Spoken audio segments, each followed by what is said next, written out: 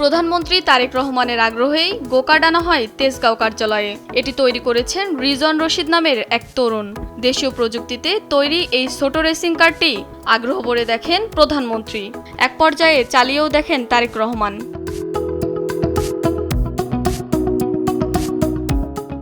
উদ্যোক্তা এই তরুণকে উৎসাহ দিয়েছেন প্রধানমন্ত্রী।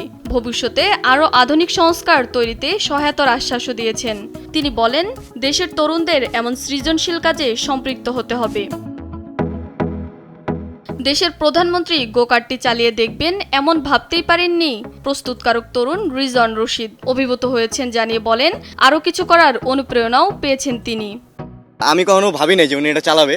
বসার পর আমি মনে করেন একটু অবাক হয়ে গেছি কি হইতেছে। উনি যখন একটা রাউন্ড দিল তখন আমার জিনিসটা মাথায় খেলছে যে আয় হায়। সামাজিক মাধ্যমে গোকার্ট তৈরির বিষয়টি ভাইরাল হলে প্রধানমন্ত্রীর নজরে আসে।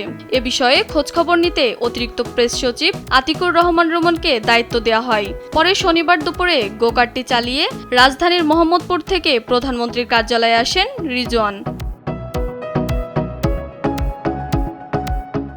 সাক্ষাৎকালে প্রধানমন্ত্রীকে গোকার্ট তৈরির গল্প শোনান রিজওয়ান রশিদ। তিনি জানান, বাবার অনুপ্রেরণাতেই সম্পূর্ণ নিজস্ব প্রযুক্তিতে মেধা খাটিয়ে এটি তৈরি করেছেন।